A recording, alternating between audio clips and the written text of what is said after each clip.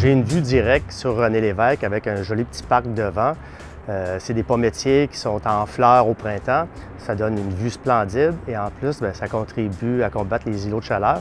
Je me demande si le projet de développement du quartier des Lumières a l'intérêt à conserver ce petit parc à son emplacement actuel.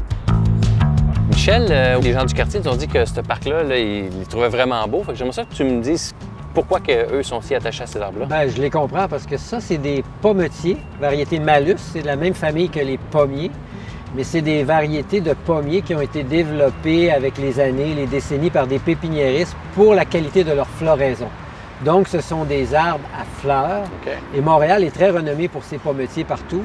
Et donc, quand c'est en fleurs, ça dure 2 à 3 semaines et c'est fabuleux. Ça devient d'une couleur. Ici, c'est un rose très prenant.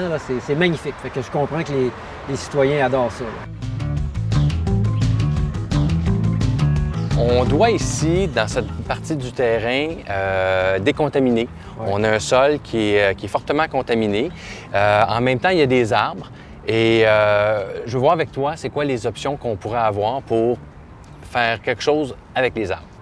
Autrement dit, tu te poses la question si c'est possible de les prendre, les mettre ailleurs ou les réutiliser, quelque chose comme ça. Est-ce qu'on pourrait les récupérer? Okay. Est-ce qu'on peut les déplacer? Parce que des gros arbres comme ça, il faudrait prendre une motte gigantesque, grande. Avec des immenses machines, avec des pelles mécaniques les plus gros calibres. Puis il faudrait partir avec un volume d'à peu près 2 mètres de haut par 6 mètres de large, puis on part, on va l'amener ailleurs. Fait qu'en partant, on prend du sol contaminé. On prend du sol contaminé, parce qu'à la grosseur qu'ils sont là, c'est plus transplantable. Puis dernière chose aussi, ça c'est des pommetiers, probablement des pommetiers profusion. C'est des vieilles variétés qui sont... Maintenant, les nouvelles variétés qui sont sorties, ils sont plus résistantes à la tavelure, aux pucerons, aux maladies. Okay. Et donc, ils vont durer plus longtemps. Ces arbres-là sont déjà assez âgés. Il y a déjà des blessures dessus, il y a déjà des problèmes, comme j'ai dit, de tavelure, de pucerons. Donc, les transplanter, ça serait déjà... les chances de réussite seraient déjà minces. Okay. Ça coûterait une fortune. Et c'est pas les meilleures variétés à transplanter non plus, vu que ce sont des variétés qui sont non résistantes génétiquement aux insectes et aux ravageurs. Michel, on s'est déplacé à un autre endroit sur le site. On va devoir construire un bâtiment administratif ici. J'aimerais ça avoir encore une fois ton opinion là, sur les différents arbres qu'on devrait couper pour faire ces travaux-là. OK. Bien ici, on est encore avec des arbres de très gros volume qui ne sont pas vraiment transplantables réalistement. À part peut-être ce pommetier-là, qui est d'ailleurs une variété plus jeune. Je ne sais pas si tu remarques, il y a des pommettes là-dedans.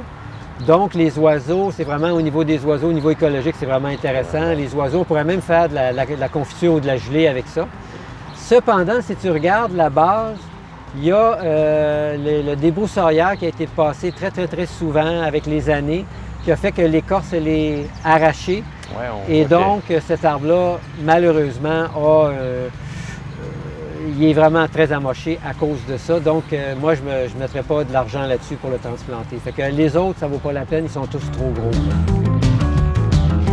Ici, on est à l'emplacement où, au quartier des Lumières, on va créer un nouveau parc public. Donc, un bel espace vert au-delà de 56 000 pieds carrés qui ressemble à l'envergure du parc Émilie-Gamelin qu'on connaît, là, tout près là, du métro Berry. Ça serait quoi tes recommandations pour faire un beau parc, faire un parc qui est actuel? D'abord, je trouve que la grosse différence par rapport aux espaces verts qui sont ici, c'est que ça va être accessible. Donc, oui. C'est vraiment un parc qui vient s'ajouter dans un quartier qui n'en a pas. C'est quoi les grandes tendances présentement en aménagement paysager? S'il y en a une qui est très forte, c'est la question de l'agriculture urbaine, des paysages comestibles. Donc, d'introduire peut-être, on a vu des pommetiers tantôt, peut-être au lieu des pommetiers, introduire des pommiers. Peut-être est-ce qu'on pourrait avoir des petits fruits pour manger, tout ça. Il va y avoir une école aussi. Oui. Peut-être. Alors, est-ce que cette école-là les étudiants peuvent sortir dehors, apprendre à jardiner, faire des potagers, des choses comme ça. OK. Peut-être aussi qu'on pourrait le faire sous forme d'écosystème, c'est-à-dire des plantes qui sont dans leur niche écologique, qui sont adaptées au type de sol qu'on va mettre, qui sont adaptées à l'humidité, au type de pluie qu'on a ici. Donc, qui n'auront pas besoin d'être entretenu, qu'on est obligé de mettre du compost à chaque année, du paillet à chaque année, qu'on laisse la matière organique tomber au sol, donc on ne sort pas la matière organique du site. Ça serait un immense plus. Donc on enseignerait, ça pourrait être un modèle vivant de c'est quoi un écosystème fonctionnel.